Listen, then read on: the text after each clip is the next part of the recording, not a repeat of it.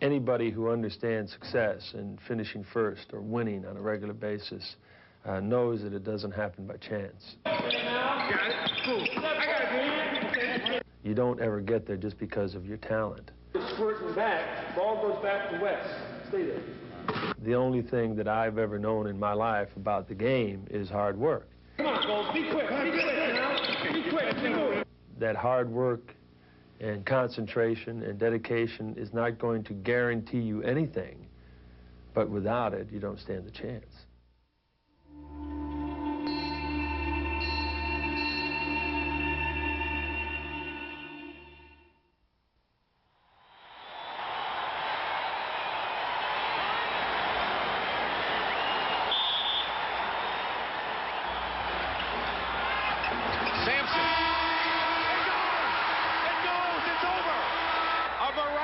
Shot by Ralph Sampson.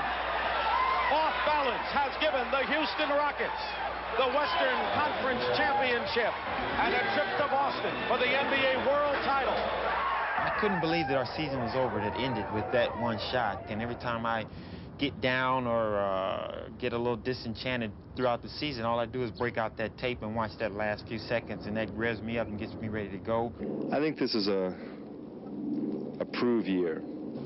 We're out to prove to ourselves that we're still the team to beat in this league. From the outset, the 1986-87 season breathed redemption for the Los Angeles Lakers. But once again, their good intentions were thwarted by Hakeem Olajuwon. On opening day, doomsayers were proclaiming the end of the Laker domination, as last year's crushing defeat was still spinning its haunting image. Laker optimism had darkened as a new force loomed in the West.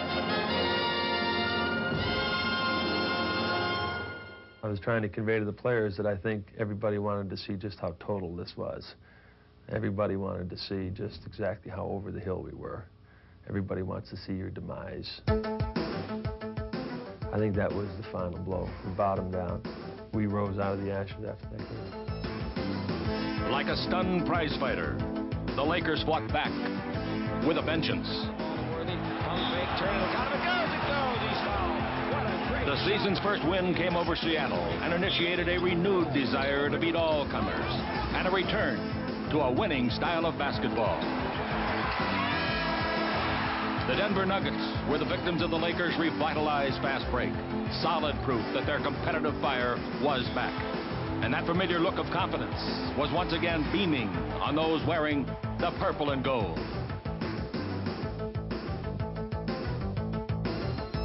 Hubie Brown brought in his New York Knicks, who were no match for the Lakers' well-honed teamwork. Right side to Worthy, underneath, laying up and in. Now here's Magic down the middle. Magic. Oh, no, look past the Worthy. Bring it to Rambis, who scores. The Knicks were LA's third straight victim, but former Laker Maurice Lucas planned to put an end to the mini streak. Instead, the King of Pain and his cohorts suffered their second loss to LA in 4 games.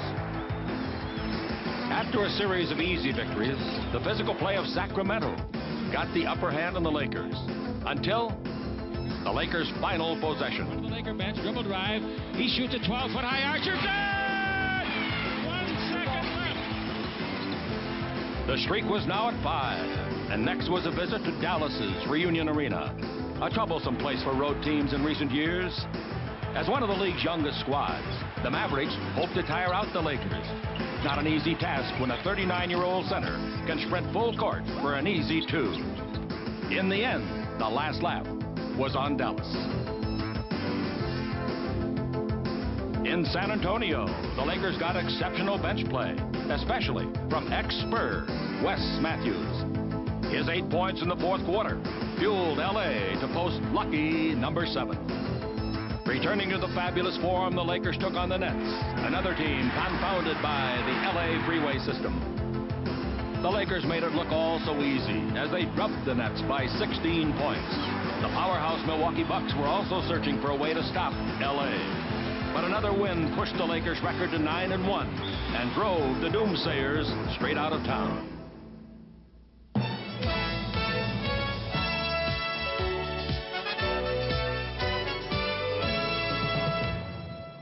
Billy Thompson had the ugliest yellow Corvette. And they had an official race car on it.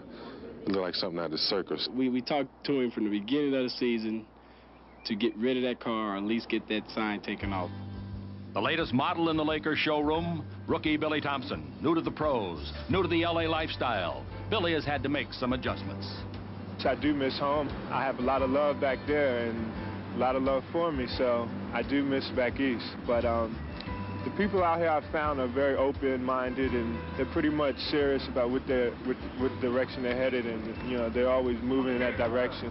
He can't get to the layup. Billy's reputation as an all-around player appealed to the Lakers, so much so that they traded for him on draft day.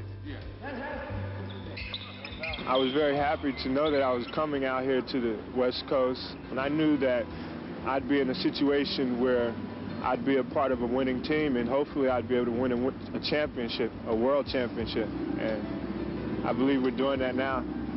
After starring on an NCAA championship team at Louisville, Billy Thompson has embraced his supporting role with the Lakers. His dream was to become just the fourth man ever to follow a collegiate title with an NBA ring in consecutive seasons. Instantly, Thompson excelled at both ends of the floor, becoming the Lakers' newest weapon on that devastating fast break.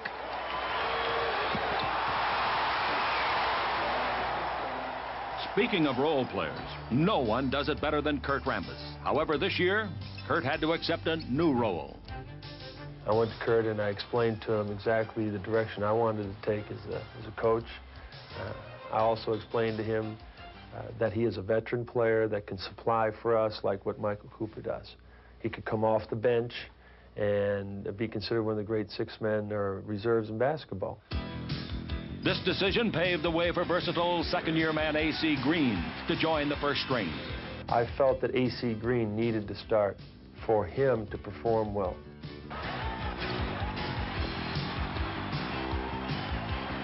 He runs the court very well. He gets out on the break, which puts a lot of pressure on the opposing team's big man to get out and run with him to defend him.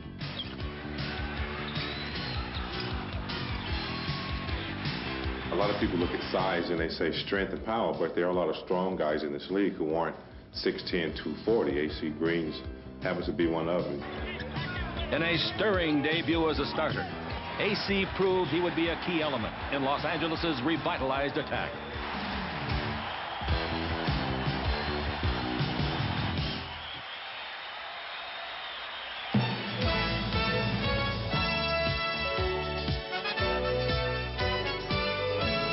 Best haircut? I do. A.C. Green. I have the best hairstyle in the league. He has the all-time longest curl of all time. No, it's definitely not A.C. Green. The guy does his hair at Oil Can Henry's. Kareem. I'd have to give it to the captain.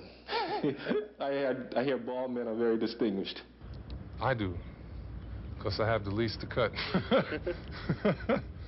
Another famous haircut belongs to Pat Riley, who reached 300 victories sooner than any coach in league history and earned November's NBA Coach of the Month honors because of the Lakers' fast start. We're still a team to beat. We may not be ahead of the posse like we were for years, but I don't think anybody, any opponent, would ever want to come in with the attitude that we're finished. Otherwise, they'd be in big trouble.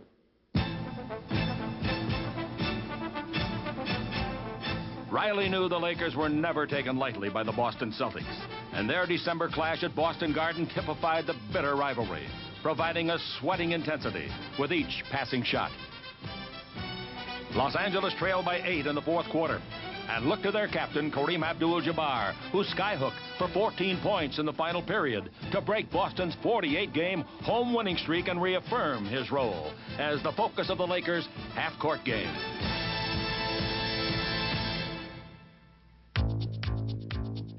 Several games later, Kareem was injured, and someone had to carry the burden. The conversation that I had with Magic was very straightforward. You know, I want you to become more offensive-minded because it's going to make the team win.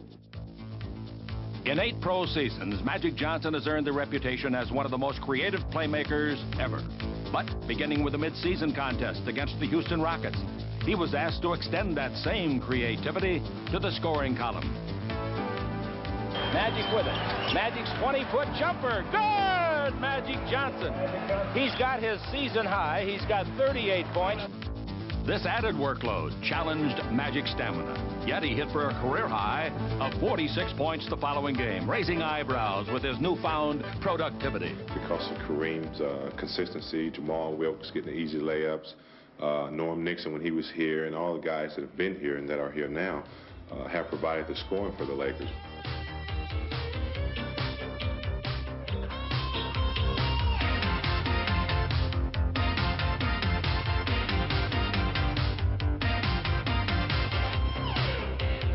Magic's impressive numbers had the whole league wondering if number 32 had elevated his already spectacular game. They say I'm the new improved Magic Johnson. It looks like some detergent or some soft drink, but I'm not new and improved. I'm the same Magic, but just because I got added responsibility of scoring, it's made me a better player. We need his offense. And because he realizes that's what it takes us to win now, people are starting to recognize him for exactly what he is the total best player in this game. A player who's been understandably lavished with praise is Julius Erving, the doctor, who paid his final house call to the Forum. I figured that they should give Julius this rocking chair because they got this one from me about 2 years ago. And, we'd like for all of you to join us in expressing some appreciation for this man.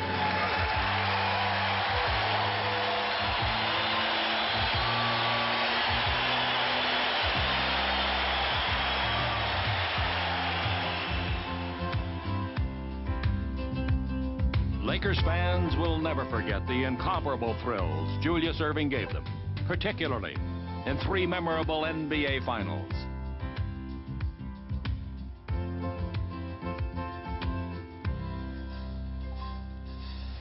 On this very night, the baton of greatness may have been passed along.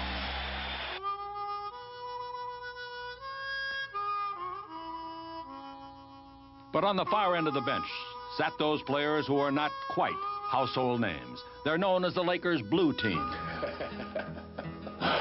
The Blue Team, the all-comic relief team. It's a beautiful team. We're all really close, but I think the bench has something this year that we're kind of, pulling for each other, and we want to do well when we do get a chance to get in the game.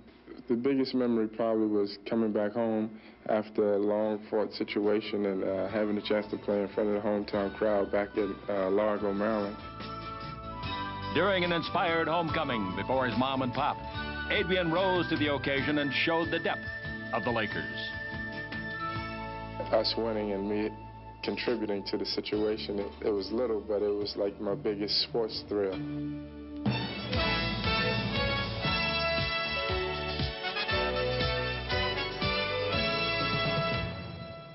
The ugliest shot on the team? Oh, I give it to Wes. It's nothing personal, but he shoots a Phil Necro knuckleball. We keep trying to tell Wes to keep his elbow in, but it's like a automatic switch. It pops out on him. He don't know where the ball's going. He's got his elbow out here. His head's cocked to the side. His legs are spread apart. Anytime anybody shoot like this, they got the ugliest shot. Definitely got the ugliest.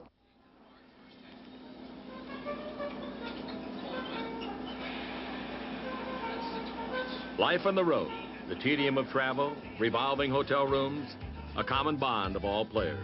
And as a seasoned veteran, Michael Cooper has the routine of the road down pat. Land at the airport, the guys go around, we fight over to see who's going to buy the yogurt, spend a little money. After that, I think it comes down to fighting for seats on the bus. Get on the bus, come to the hotel. If there's no practice, then usually myself, Magic, and a couple players will catch a movie. Once you become known around the league, everybody wants your tennis shoes, a jersey, just a little piece of you, and for some unknown reason, you have a tendency to pick up a lot more relatives. Hello. Yes. How you doing, Lynn? I was just able to get just the 2. So I'll leave them for you at the game. it goes along with the territory. It's like signing autographs, you know. It's something that you have to handle, and you have to handle it in a very mannerly way and not let it distract you from what you're at hand here to do, and that's play a ball game. Every now and then a little casual reading also helps, and that's very fun. If not that, some paper. This is my favorite next to that. The news, catch up on the weekly news. So I enjoy reading that, and then I have a tendency to go to sleep after that. Again, it's very fun. I wouldn't change it for anything in the world, and I enjoy it, and I'm going to enjoy it until it's over with. For all the players, a welcome sight on the road is Lakers trainer Gary Beatty. Once we get on the road, then I take over. I'm the contact between the travel people and the team. So the players don't have to worry about it. The coaches don't have to worry about it. Even the press most often don't have to worry. They just have to show up. Through 4 different time zones, Beatty's concern is that everyone returns home healthy. And just prior to the All-Star break, the Lakers looked particularly robust against the Sacramento Kings.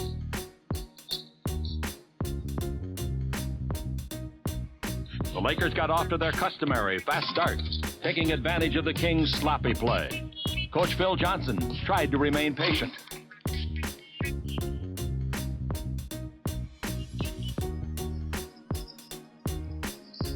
After 18 unanswered points, Sacramento looked to get on the scoreboard. And oops, sorry guys.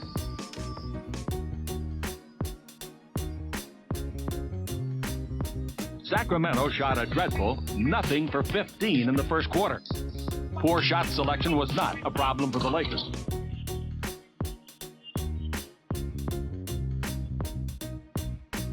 Patience was long gone by the time the Kings realized the game would not be theirs. Sacramento's complete exasperation triggered a technical foul free throw by Byron Scott. LA's 29th consecutive point, a new NBA record. It was unbelievable for them as well as us to be up, what, 29-0? Stellar performances like these sent several Lakers All-Star game bound to Seattle. There, the East razzle-dazzle threatened a possible 4th loss in 5 years for Coach Pat Riley. But with his West team trailing in the 4th quarter, Riley turned to 3 familiar faces.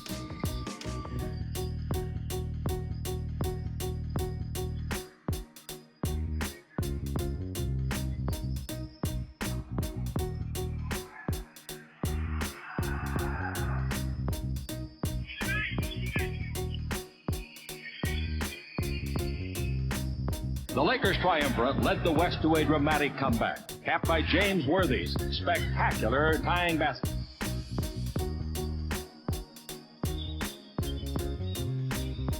Now the East needed a hoop against a swarming group of West All-Stars. No easy shots were permitted.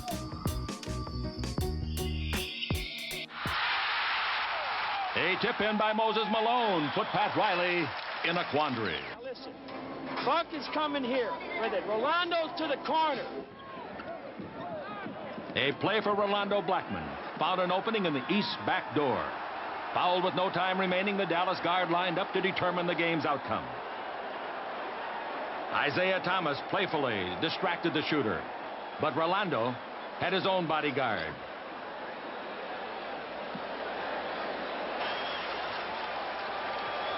Blackman looked to cut the lead of the East to just 1 point. The old buddies, Magic and Isaiah, were loving it as Rolando made his mark on All-Star history.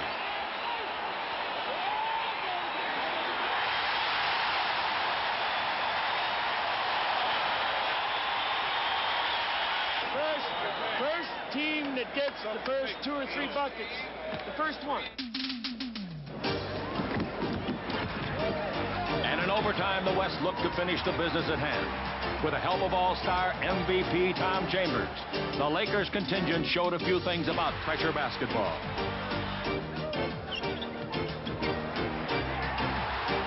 Kareem's dunk sealed the win for the West. But more important for the Lakers was showcasing their great talent and reinforcing their image as the team to beat.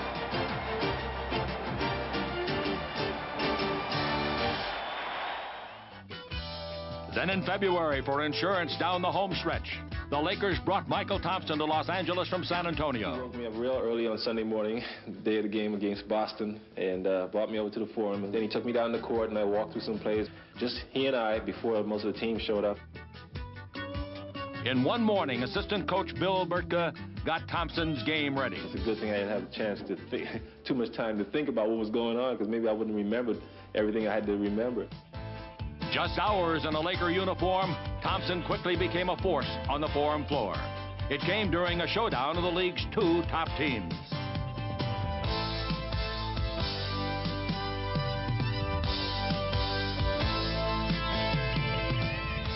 Boston's inside game was powerful, and they built up a 17-point lead with 5.5 to play in the third quarter.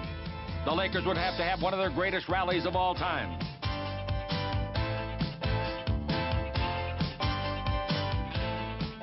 Even for the magical one, this was a game to savor. Johnson dove headfirst into shark-like Celtic waters, slipping and sliding for 39 great points. By leading a sensational come-from-behind win, Magic emerged as the front-running candidate as the NBA's most valuable player.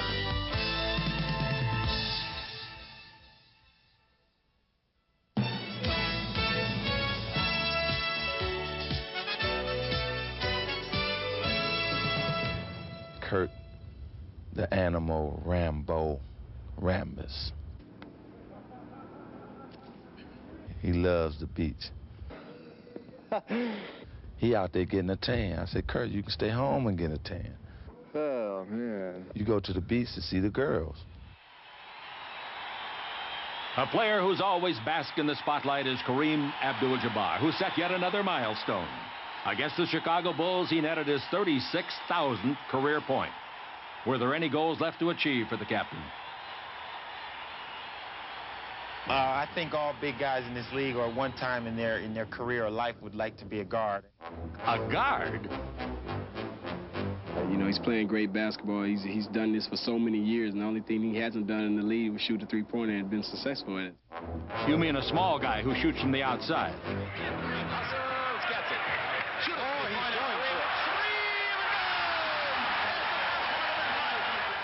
It was great. It was super. And his face lit up. The smile came over his face, and you know, everybody on the bench was going crazy. I was hot from outside. There's no denying it. With Kareem warming up and Magic cooling down with a slight injury, no telling what was next. Hornacek's got no passing lane, and Kareem intercepts it. Kareem's on a dribble drive. Kareem all the way. Slam. We got a new point guard. The biggest guard in the history of the NBA. Kareem Abdul-Jabbar starting a new career. He's an outside shooter. He's a defensive genius. He's a dribble drive artist. He's making a believer out of me. Then on February 28th, yours truly received a very special award. History of sports. Tonight will mark the 2000 consecutive broadcast by the voice of the Lakers, the greatest in the business. Believe me, I worked with him some 20 years ago, Chick Hearn. And Chick has not missed a game since 1965 in November of that year. And he has been with the Lakers for his 27th year. Talk this way. Chick Hearn. Talk this way. Talk this way. Talk this way. Chicky!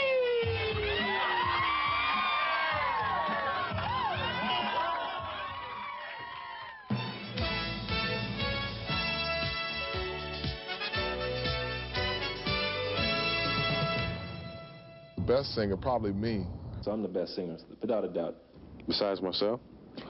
I would have to say me, without a doubt. Byron has a pretty nice voice. Byron is our tenor lead. He sings so sweet. I would have to say Byron Scott, Baby B. Byron, come on now. I know you're going to move. Byron got his chance to strut his stuff during the annual All-Star Saturday night show. Comes up to me just because Cooper's yelling. You got Byron up here, Jeffrey, come up here. I was thinking, no, Jeffrey, please don't come up here, Jeffrey. Don't mess with me tonight. Can you woo, woo, woo? Can you woo, woo, woo? Can you woo, woo, woo? These sweet sounds are produced by a man who sings the happy tune of a family life with wife Anita. London is, I mean, yeah, she brings a lot of joy to us, it's no doubt. Thomas is the same way, our little boy who's at school. You know, when you have both of them at home, it just lights up the house.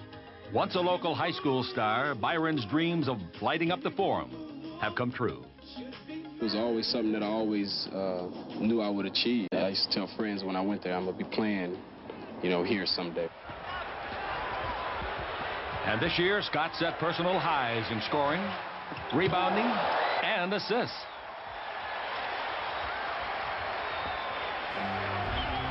On the brink of a sixth straight Pacific Division title, the Lakers took a little time off for the extensive research they had to have on that old basketball term, quality minutes.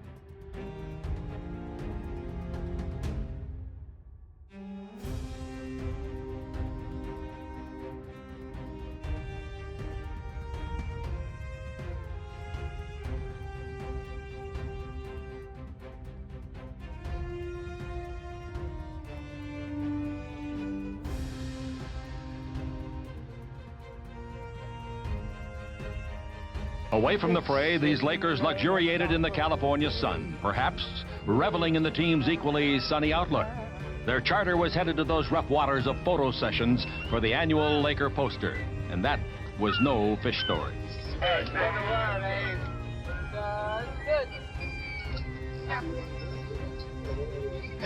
you're right. Come on, AC, don't eat everything up. Lakers' glossy image was best captured during the home stretch as their point guard spearheaded an 11-game win streak. During this run, Irvin Johnson was more than magic. He was a sorcerer, conjuring up mystical ways to do the impossible.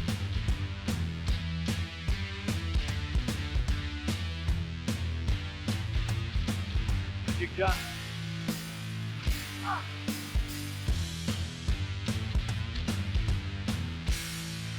The Magic Man found new and inventive ways to down the opposition. He posted 4 consecutive triple-doubles to cement his hold as the league's MVP, the only major milestone ever to elude this living Laker legend.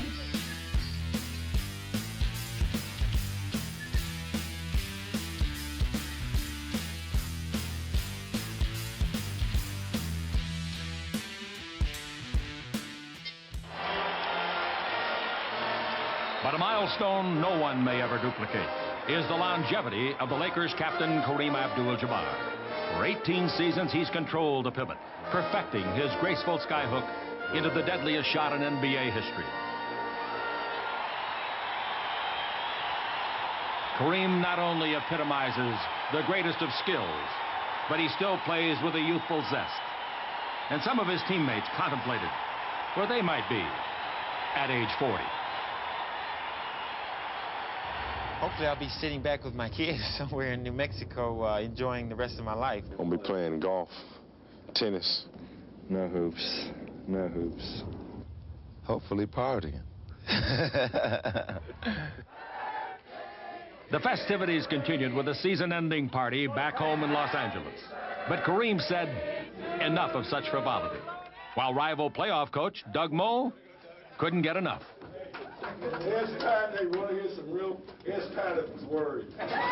Oh, Pat Riley wasn't worried, but he was intense on mapping out a checklist against the first-round playoff opponents, the Denver Nuggets. The skyhook was working. The Laker half-court offense was working beautifully. The three-point shot was perfect. The defense, outstanding. The Laker fast break, Showtime personified. That left enough room for a little bit of miscellaneous Laker magic. The Lakers swept the series, 3-0 over the Denver Nuggets. Next in line were the Golden State Warriors, a young team showing surprising playoff success. Their first attempt to corral the Lakers was unsuccessful and just a little bit unorthodox. In game number 2, LA fired back with their own attention grabber, the Showtime fast break. Lakers attacked in waves, inundating the Warriors for a 116-101 win. Golden State fared no better at home during game number 3, unable to hold back the floodwaters of LA's deep talent pool. But the Warriors managed to bail out of a 4-game rout, buoyed by the outstanding shooting of Eric "Sleepy" Floyd. With a playoff record of 29 points in the fourth quarter, Sleepy scored 51 on the game and handed LA its first loss of the postseason. Upon returning to the Forum, the alarm sounded for LA's defensive ace.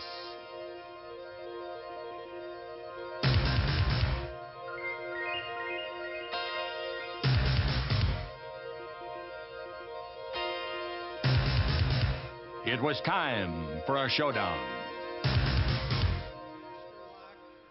Before the 5th game, the Lakers' great 6th man, Michael Cooper, was honored as the 1987 NBA Defensive Player of the Year, a remarkable achievement because it's usually an honor held for starting players. Part of Coop's success comes from a tireless work ethic, but you can find a bigger reason by simply pointing into the stands. Wanda's my inspiration, and with her up in the stands and my kids, every time I make that key basket that puts us ahead or brings us a little bit closer to victory, she's all the reason for it, so I have to point to her. Cooper is also an NBA Iron Man, playing in more than 500 consecutive games. The streak is something that goes way back to when I was in junior college. Skinny as I am, 174 pounds, 75 pounds, people are always telling me, Mike, you won't be able to stand the rigors of the NBA. And now that I look back on it, you know, that's what makes me go on and continue the streak. Because there are games when I don't feel like playing or games that I'm hurt that I have the opportunity to sit out. But when I think about all that talk, that's what gets me ready to keep on going. A game that Cooper eagerly looked forward to was the rematch against Sleepy Floyd, whose point production was spilling over into Game 5. Michael concentrated on closing down the only man who could hurt the Lakers. He made sure that number 21 mirrored number 21, forming an airtight seal on his opponent. Cooper practically suffocated Floyd and then vaporized anything that dared to cross his path.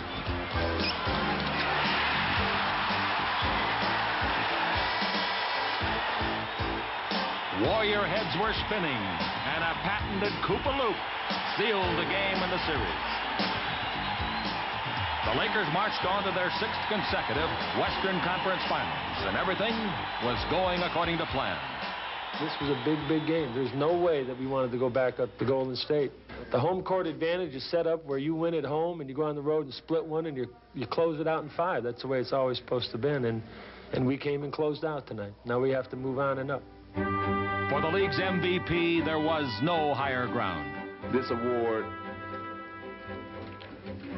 I dedicate, and it belongs to my dad because of all what he has done for me. My dad used to play. I'm living for him in a sense. Even at an early age, Magic seemed destined for greatness. I believe he was about 6 years old. He used to ball up socks and make a spot on the wall and shoot the sock against the wall. Mr. Johnson, did Irvin's early obsessions have its share of problems, maybe around the house? Not really. Just I couldn't find the socks a lot of times. Meanwhile, Magic and his teammates were having their problems with the Seattle Supersonics, an unexpected visitor to the Western Conference Finals. Every time the Lakers broke free, the improved Sonics matched them step for step. There was concern that these upstarts could accomplish what the Houston Rockets had done a season ago.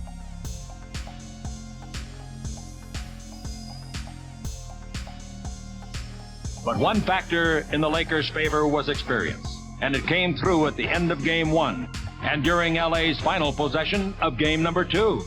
He's big trouble. Cooper, three-pointer on the way. Good! Clutch three-pointer by Cooper gave Los Angeles a 2-game series lead. Cooper made a great shot. Give him a lot of credit for that. That was a big shot, and that's what the money players do. When it's on the line, they get it done. In the Emerald City, another money player emerged for the Lakers as James Worthy exploded for a career playoff high 39 points. But Bernie Bickerstaff countered with his own low post specialist, Xavier McDaniel. And together these two thoroughbreds ran side by side.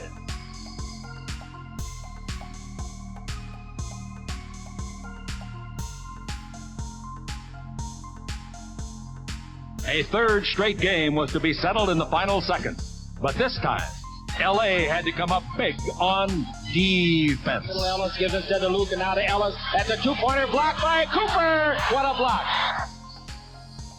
Out of nowhere, Cooper's dogged pursuit salvaged the win for Los Angeles and sent Seattle's lofty dreams crashing to the floor. Again, the Sonics came painfully close to stealing a game from the league's winningest team.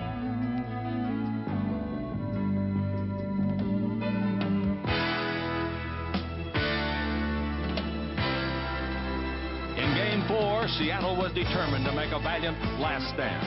However, the Sonics were now running on empty and were crushed by 31 points as James Worthy quickly turned the series finale into a real lapper. James was just sensational. I mean, he is really, I never seen him like this. He's just truly awesome, gifted player that plays within himself, and he's proven to be unstoppable thus far. In '84, it was a novelty. It was the first time we've matched up with him since '69 in a final.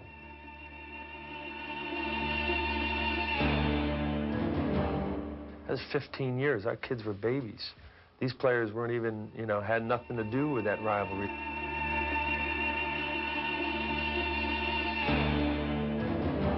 So it was new and it was fresh. It was Johnson, it was Bird, it was Kareem, it was Mychal.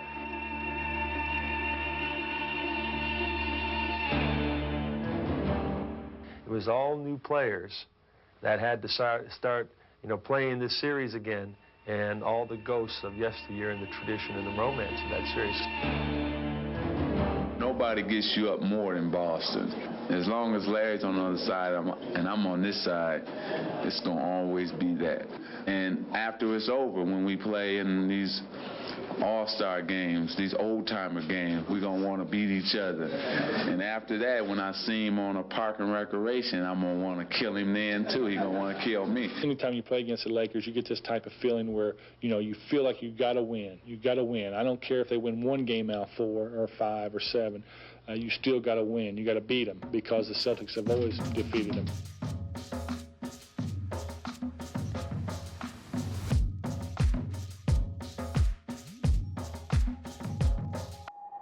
The Los Angeles objective was to run the Celtics ragged. And in Game 1, the turbocharged Lakers made the Celtics look like they were standing still.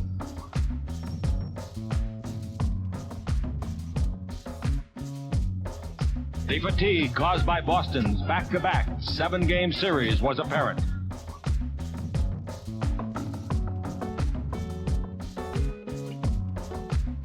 Instinctively, they turned to Larry Bird to put them back on track. Yet, whatever Bird produced was countered by his longtime nemesis. An opening game victory appeared in the Lakers' sights, with the focus of attention belonging to James Worthy. As in LA's 2 regular season wins over the Celtics, Boston found him one tough customer, hounding Larry Bird's every attempt to shake free, risking his body for loose balls, and dominating the offense with the sweetest post-up game in the business. Worthy complimented his 33 points with 9 rebounds and 10 assists, symbolic of the Lakers' balanced team effort.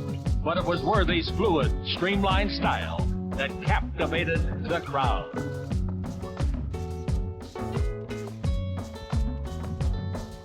The Lakers took a 16-point lead into the 4th quarter, but Boston attempted a last-gasp effort to catch up, only to fall to another Laker weapon.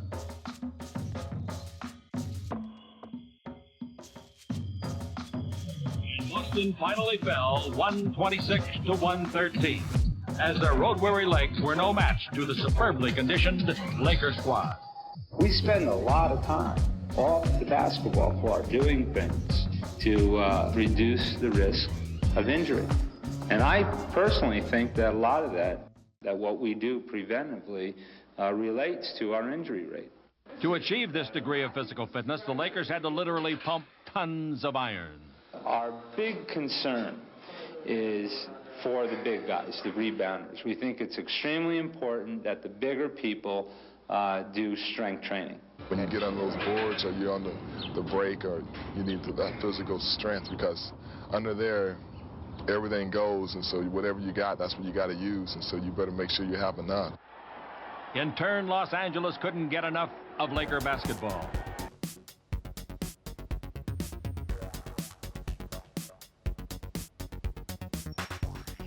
A quick scan of the crowd verified how hot a ticket to Game 2 actually was, with celebrities watching celebrities. The Lakers looked even sharper than they had in Game 1.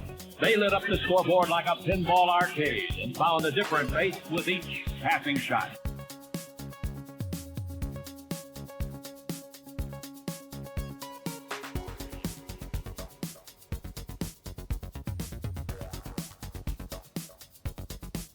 Celebration, despair were two interchanging emotions. As the Celtics fought to regain their composure and build momentum, they were cut down by LA's heavy defense. 7th flow of action has become the trademark of the Celtics-Laker rivalry.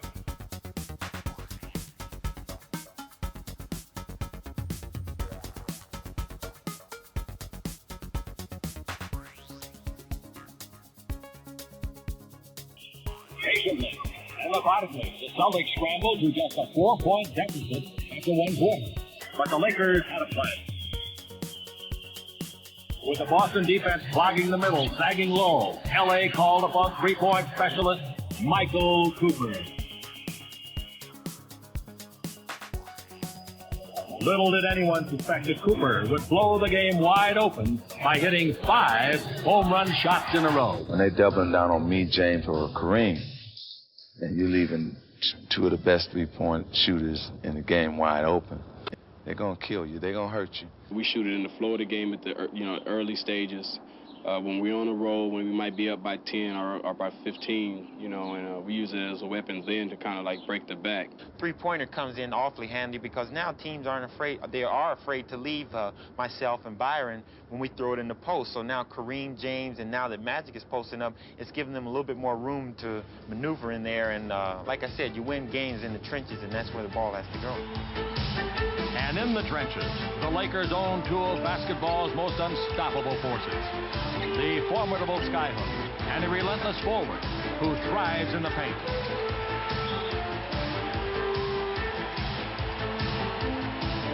Yet surprisingly, Game 2 did not come down to a battle of big men. The Lakers simply outthought, out-hustled, and outquicked the Celtics at every turn. It was one of the best team efforts of the Pat Riley era. L.A. shot a remarkable 62% of its field goals, with 5 different Lakers coasting to 20-point games. With victory assured, Mychal Cooper pumped in an NBA playoff record 6th three-pointer. He was the brightest star in the Lakers' 141-121 blowout, giving Los Angeles a comfortable 2-game series lead. I want us to win this one, and Mychal Cooper had me on my feet. He was hot. He was blazing hot. The combination of Cooper having a great night out for the outside shot, the three-pointer, and the other part is they're getting the inside shots and the fast break too. That's a totally bad combination. We know that Boston is a strong team, and we know also that it's going to be tough once we go back there. They don't have that outstanding record at home for nothing. The series rolled into the Boston Garden, toughest place in the NBA to win a road game, and home of the East Coast's most vocal fans.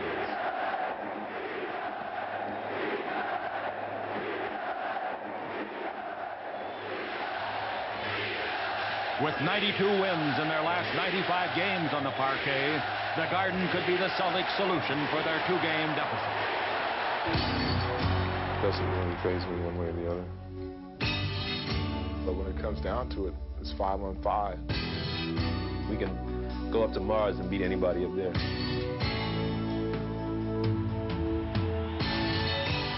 3 began as if LA might get their sweep.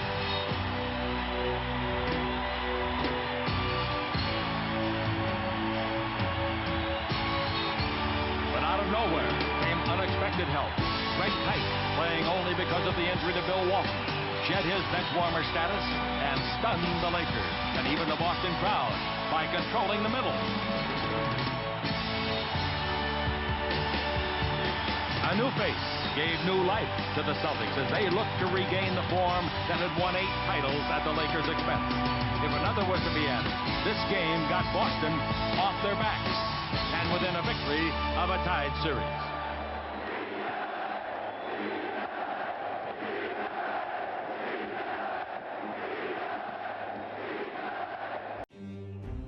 As in all championship finals, the 4th game looms as the most pivotal.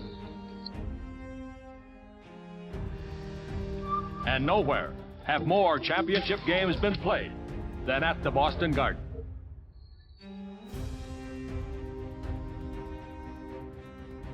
Two men who have thrived here are Magic Johnson and Larry Bird. Each is the proud owner of 3 World Championship rings, and one would pave his own destiny to number 4. The other was not about to let it happen.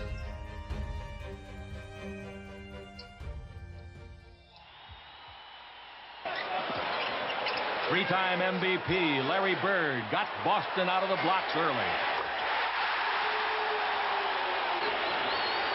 Even when LA scored, he found ways to strike back.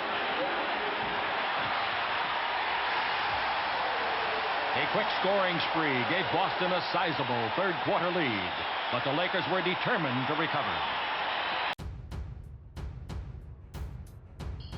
Patiently, they chipped away, exploiting key matchups. As the lead shriveled, their inside game grew stronger, with rebounders like Mychal Thompson pounding the boards. Now far removed from the comfort of a 16-point lead, the Celtics look to the game clock as an ally.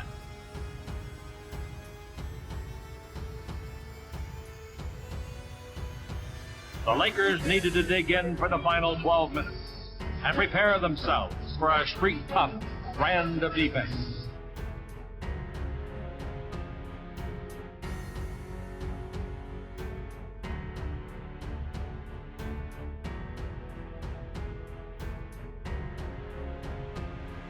The Lakers swarmed Boston like angry bees, stinging them with a Michael Cooper steal.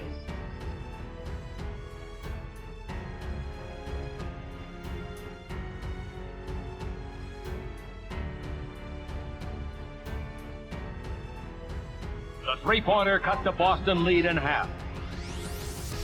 Pressure was mounting, and Boston threw an ill-fated pass.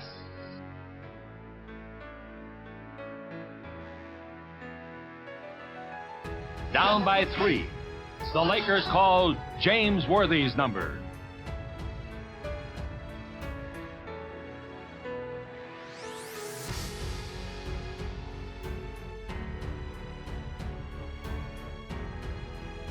With the lead cut to 1, Boston looked to Larry Bird to fire back the salvo.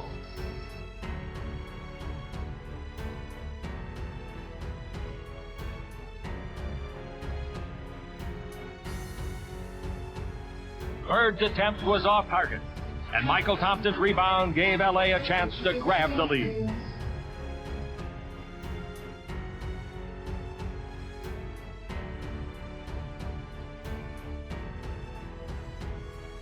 Magic Johnson, LA's floor leader, marked out signals. Cooper followed orders, setting a pick for the Lakers captain.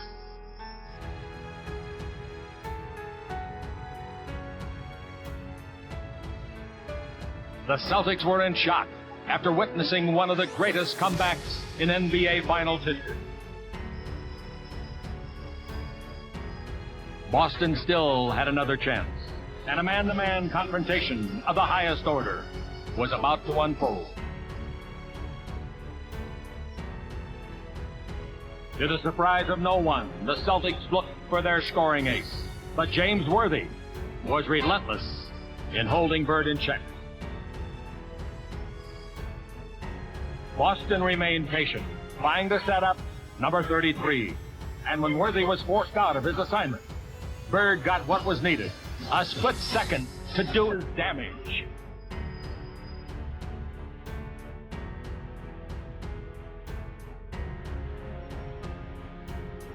Bird's three-pointer put Boston up by 2, and it appeared as if the ghosts of this rivalry's past were again haunting the Lakers. L.A. went to their big man, who drew a two-shot foul. Kareem's first attempt brought L.A. to within 1. His game-tying effort was long and surprisingly knocked out of bounds.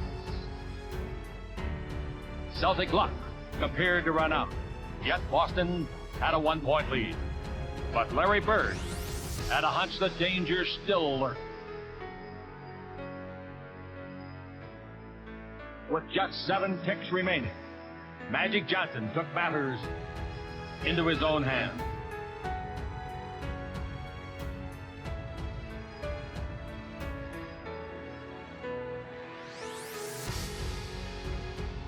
In true MVP style, Magic Johnson had found yet another way to come through in the clutch.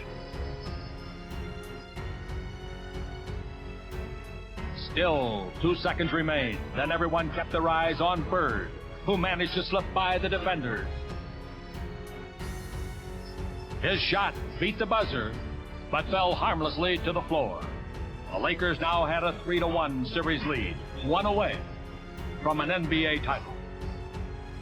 He's the MVP of the league, and he made some awful big plays out there. He made everything happen out there for him. He made that one running hook shot in the middle. You know, you're probably going to get beat on a sky hook, but you don't expect it from Magic. In the years to come, this shot may become the greatest chapter in the compelling rivalry of Larry Bird and Magic Johnson. We both do what we have to do to win the game. You know, that's the difference between us and a lot of people, because we'll take that shot, you know, either one of us. I'm not going to take no 3 like him, but I take the 2 and under. From the floor of the Boston Garden to the haunted rafters loomed the specter of Celtic elimination. Game 5 began as a reprise of the week's past events as the Lakers had their run of the Garden.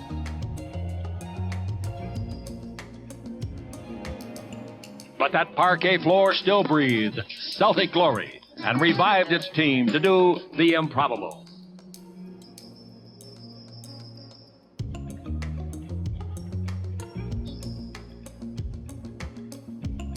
The tide was turning, and the undertow was killing the Lakers. Boston was at their series best, and LA's title dreams were stunned,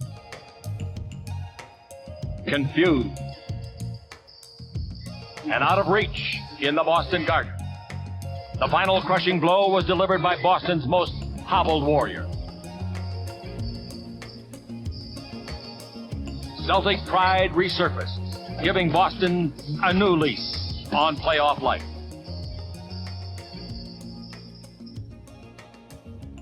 The only thing I'm glad it's over with, and we're going back to California.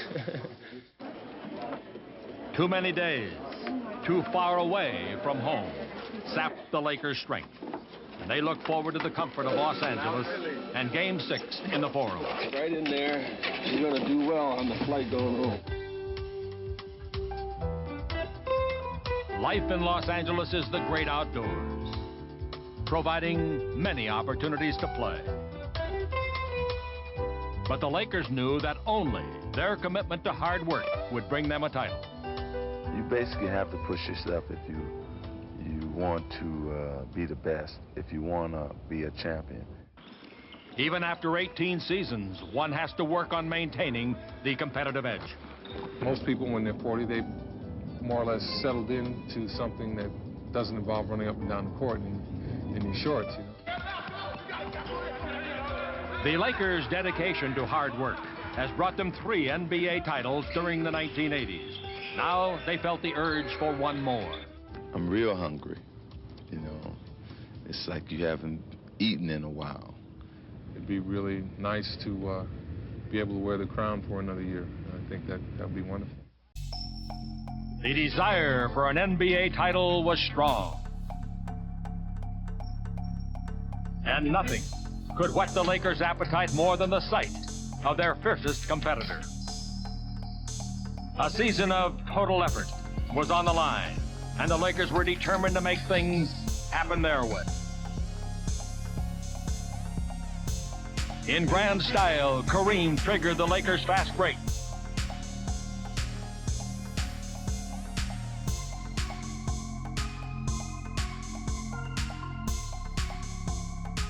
Lakers' speed flat outran the Celtics, recalling visions of games 1 and 2. Boston was coming apart at the seams, but Dennis Johnson provided the necessary glue. His inspired play reminded his teammates that they were still the champion.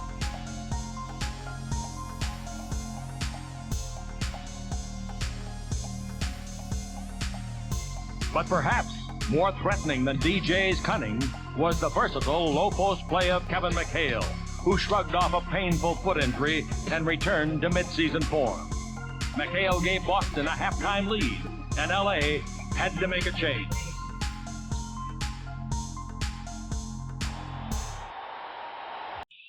Mychal Thompson was assigned to go body to body on Mychal. As a 9-year veteran without a championship ring, Thompson was hungry for the crown. And with the possibility of a tied series in the balance, this strategy worked like magic.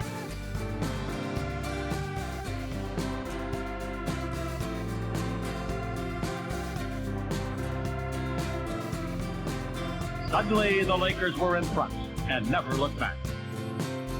From both ends of the floor, Thompson spearheaded a 14-2 run, proving himself to be the final piece of a perfect Laker puzzle. Another Laker World Championship appeared on the horizon, and fittingly, the captain sailed it home.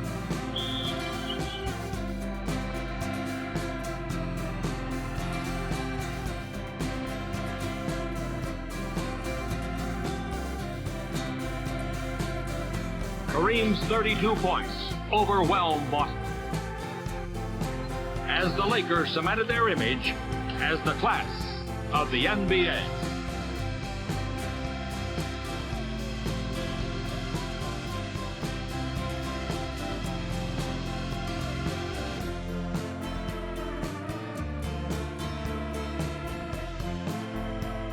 Magic Johnson was named the series MVP.